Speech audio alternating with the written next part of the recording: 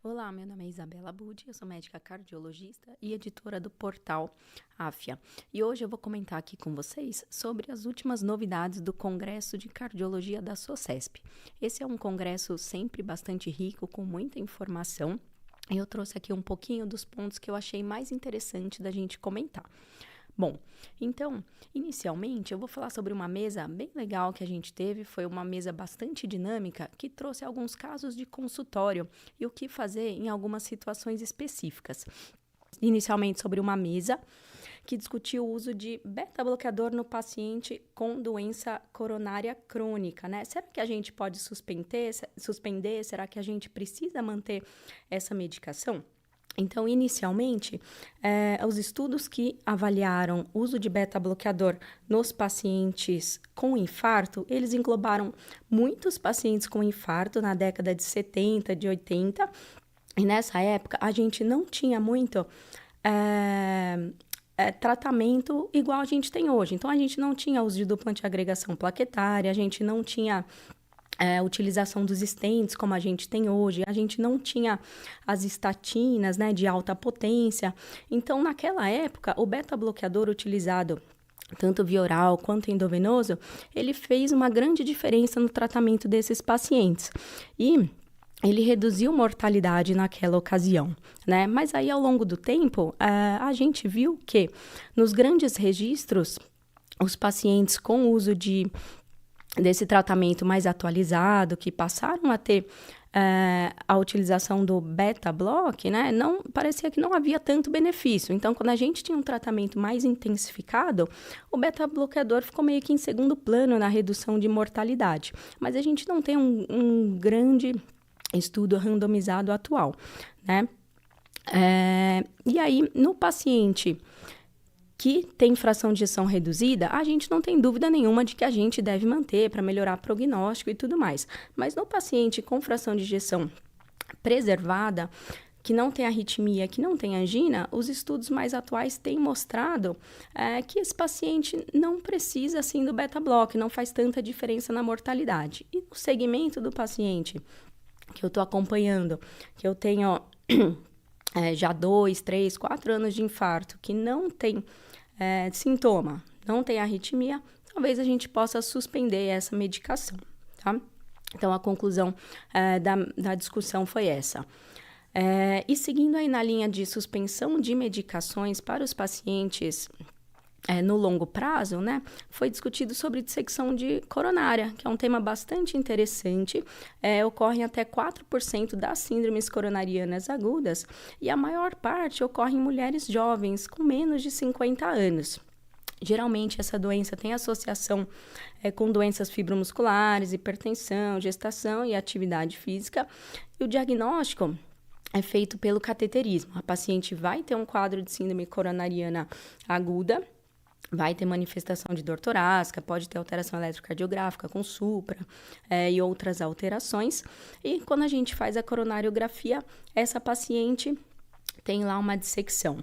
A descendente anterior geralmente é a mais acometida, né? No momento ali da dissecção, na fase aguda, a gente evita medicações que aumentem o risco de sangramento, porque a dissecção nada mais é do que uma ruptura da íntima com entrada de sangue entre a camada íntima e a média. Então, fibrinolíticos vão muito mal, por exemplo, às vezes heparina. Então, a gente toma alguns cuidados. Mas a paciente fica com um trombo ali na região. E o AS vai ter indicação. Então, a gente vai usar antiagregação plaquetária, geralmente dupla antiagregação, né? Alguns questionam, falam que a gente poderia até usar monoterapia, mas a gente vai usar um antiagregante. E aí, no longo prazo, né? Passou um ano do evento, a paciente não teve mais nada, não tem doença aterosclerótica, a síndrome coronariana aguda foi por conta de uma dissecção. Será que eu posso suspender essa medicação? Será que eu posso deixar a paciente sem AS? Ou será que eu preciso manter, né? De repente, uma paciente jovem na pré-menopausa, aí tem 30, 40 anos, muitas vezes, vou ter que manter o AS pelo resto da vida, né? Então, nesses casos, é um pouco controverso. E a recomendação atual é manter por pelo menos um ano E se a paciente tiver um risco de sangramento baixo, né, a gente deve estender o uso da antiagregação plaquetária, tá? Mas não existe um estudo que avaliou isso, um estudo randomizado. A recomendação dos guidelines atuais é essa. E aproveitando, né, para comentar um pouquinho sobre doença cardiovascular nas mulheres, que foi tema também de diversas discussões, a gente sabe que a doença cardiovascular na mulher, principalmente na pós-menopausa, quando eu tenho a redução da produção de estrogênio, ela vai ter um aumento da incidência bastante relevante, bastante importante, né? Inclusive chegando aí a incidências bem maiores do que nos homens. A gente tem um salto muito grande na pós-menopausa. E essas pacientes precisam ser avaliadas de uma forma aí individualizada. Essas pacientes têm mais doença aterosclerótica, elas vão ter quadros de IC, muitas vezes fração de ejeção preservada, inclusive. E muitas vezes essas pacientes têm angina, têm dor torácica, sem doença aterosclerótica obstrutiva. Então, foi discutido um pouco sobre isso também, né? Da doença aterosclerótica não obstrutiva e como é que a gente vai investigar. Então, essa paciente geralmente vai ter dor torácica isquêmica. No contexto crônico, ela pode ter sintomas anginosos, angina estável, classe 1, classe 2, que quer que seja, um exame que me mostra a isquemia, então uma cintilografia, um ecoestresse, ou até uma ressonância, qualquer outro exame, e faz um cateterismo que me mostra que não tem doença obstrutiva. E aí, muitas vezes a gente pensa, não tem doença obstrutiva, então o risco dessa paciente é baixo, tá ok. Mas não, a gente sabe que pacientes que têm doença vasoespástica, por exemplo, que fazem espasmo da coronária, ou as pacientes que têm doença microvascular, têm um prognóstico tão ruim ou até pior do que a paciente que tem doença aterosclerótica obstrutiva. E essas pacientes merecem ser investigadas, né? Então, como é que a gente pode fazer? Se eu tenho uma paciente com angina, fiz lá um exame, veio isquemia, foi para o cateterismo, não tem doença obstrutiva, o ideal é que essa paciente seja investigada em relação ao vasoespasmo, e aí a gente pode fazer isso com testes provocativos, né, com adenosina ou até com acetilcolina. O ideal é que isso não seja feito numa fase aguda de infarto, por exemplo, mas num segundo momento, porque esse é um teste que não é isento de riscos, tá? E caso isso não seja identificado, não tem um vasoespasmo como causa dos sintomas da paciente, a gente pode partir para uma investigação de doença de microcirculação, avaliar se a paciente tem redução de reserva de fluxo coronariano. Então, fazem-se outros testes mais específicos para a gente avaliar, tanto de forma não invasiva como de forma invasiva.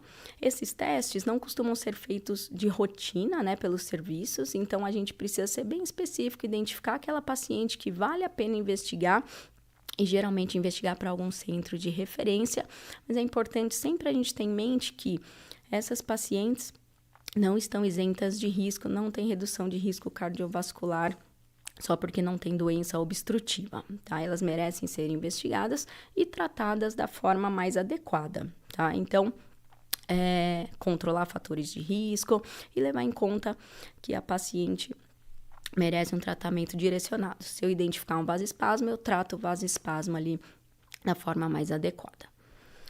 E ainda falando um pouquinho de mulheres, né? Não foi uma mesa específica de doença cardiovascular na mulher, mas foi uma mesa de discussão de emergências cardiovasculares, né? E aí tivemos uma discussão sobre Takotsubo, né? Que é a síndrome do coração partido, uma doença relativamente nova, descrita na década de 90 e que acomete mais mulheres. 90% dos casos ocorrem no sexo feminino.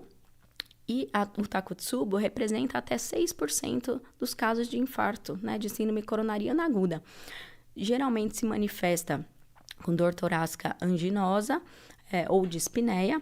O eletro costuma ter supradesnivelamento do segmento ST, pode ter dispneia ou até arritmia como manifestação, mas o mais comum é a dor torácica. E essa síndrome ocorre ainda por uma fisiopatologia não muito esclarecida. Então, A gente sabe que ocorre uma hiperativação adrenérgica, pode existir componente de vasoespasmo, pode haver disfunção endotelial, inflamação. Existem diversas descrições de mecanismos que poderiam levar a essa síndrome, mas ainda não se tem uma fisiopatologia exata, fechada, né? O quadro clínico, como eu falei, na maioria das vezes vai ser por dor. Vai ser de dor ou de espinéia, e alguns casos podem se manifestar com choque cardiogênico, hipotensão grave, um quadro realmente mais grave, tá? E a síndrome tem esse nome, só para a gente comentar, porque Takotsubo é um vaso que é utilizado para caçar polvos no Japão, né? Que é onde ocorrem, tem uma prevalência maior desses casos, tá? E a manifestação vai ser com uma disfunção ventricular esquerda aguda e reversível. Geralmente ocorre uma hipercinesia basal e o balonamento apical do ventrículo esquerdo, tá? Essa é a forma mais comum, a hipercinesia basal e o balonamento apical. Mas também pode se manifestar de outras formas, o Takotsubo invertido, então vai ter uma hipercinesia basal, uma hipercinesia apical e disfunção aqui da região basal. Existem formas mais localizadas, então isso também pode ser encontrado, tá? O diagnóstico vai ser geralmente no cateterismo, então o paciente chega com um quadro de infarto agudo do miocárdio, vai pro cateterismo, coronárias não tem nenhuma alteração, e a gente faz uma ventriculografia e encontra a alteração da movimentação do ventrículo, tá? E aí, quando é muito sugestivo do Takotsubo, a gente já pode fechar o diagnóstico, e existe até um score de risco, tá? Que é o INTERTAC, que pode me auxiliar. Então, vi lá um paciente com um quadro clínico que eu suspeitei que pode ser de Takotsubo, é uma mulher de meia idade, pós-menopausa, passou por um estresse físico, emocional muito grande, né? E tem outros desencadeantes descritos, então pacientes oncológicos, pacientes que tiveram AVC, por exemplo, relativamente frequente de encontrar. Ou até o COVID, né, como a gente viu mais recentemente na pandemia.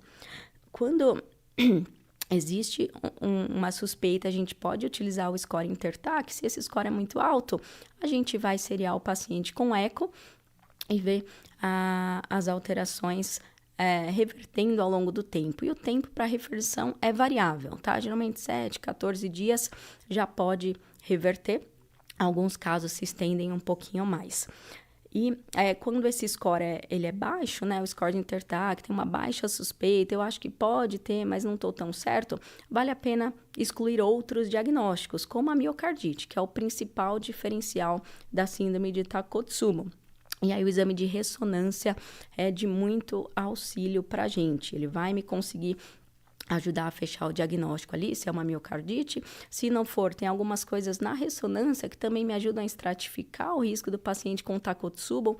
Então, por exemplo, a presença de edema está mais associada à ocorrência de QT longo, e o QT longo é um fator de pior prognóstico para esses pacientes, e está muito associado à ocorrência de arritmias ventriculares graves, como a torsade de Poix, né? Então, ficar de olho nesses pacientes. Se eu tiver QT longo, também ficar bastante de olho, porque a arritmia pode acontecer. E como é que eu vou tratar o paciente com Takotsubo? A gente vai tratar com tratamento de suporte, né? Então, vamos deixar esse paciente em UTI, monitorizado, vamos dar oxigênio, cuidar das complicações, e a complicação mais comum é a AIC aguda, né? E aí, em relação às medicações, como existe esse mecanismo hiperadrenérgico que pode desencadear, a gente costuma pensar muito no beta-bloqueador, né? Que pode ter algum benefício. Mas, na verdade, os estudos mostraram que o IECA é uma medicação que traz um melhor prognóstico para esse paciente, tá? Muito mais do que o beta-bloqueador. E no tratamento, a gente vai usar as duas medicações, o IECA e o beta-bloqueador, exceto se o paciente tiver em choque cardiogênico.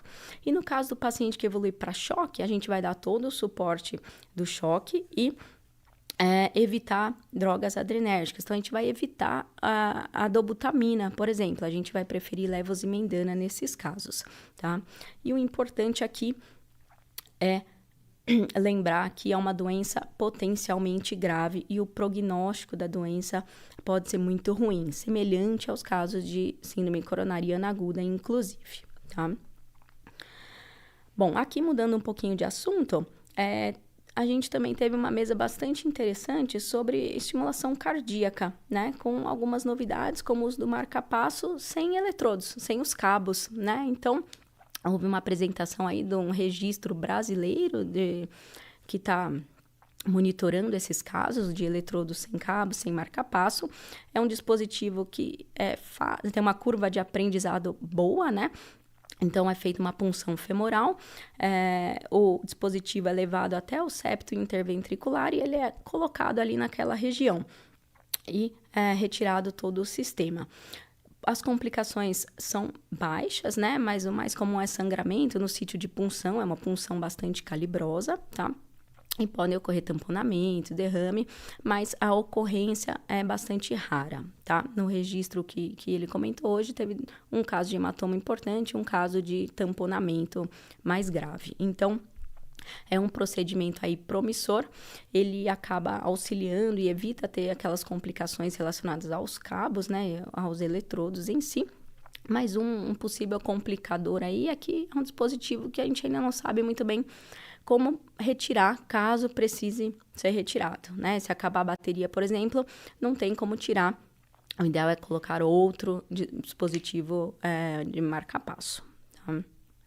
E para finalizar, a gente teve várias mesas que comentaram sobre o risco residual na doença aterosclerótica e como atuar sobre esse risco, tá? Então, cada vez mais tem se falado no risco inflamatório dos pacientes.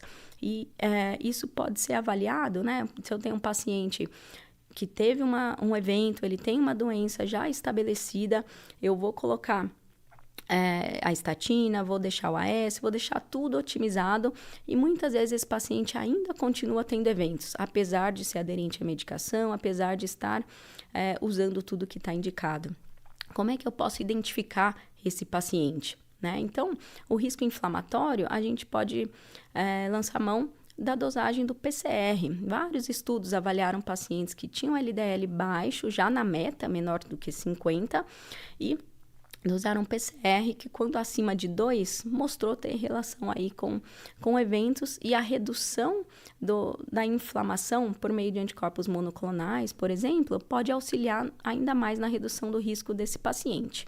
E um outro marcador inflamatório bastante falado foi a lipoproteína A, né? Então, a gente tem visto ser dosada cada vez mais. É uma lipoproteína que a gente ainda não tem nenhuma medicação que atue sobre ela, reduza o seu nível e reduza eventos, tá?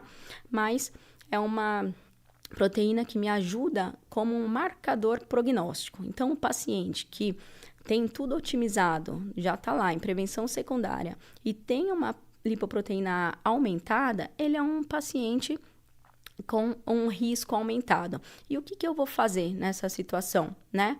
Eu vou enfatizar ainda mais para esses pacientes que eles precisam controlar os fatores de risco. Então, controlar muito bem a hipertensão, controlar muito bem o diabetes, fazer atividade física, controlar a dieta, né? E reduzir o peso e controlar a obesidade, caso esse paciente tenha obesidade como comorbidade, tá? Bom, era isso que eu tinha para comentar aqui. Espero que vocês tenham aproveitado.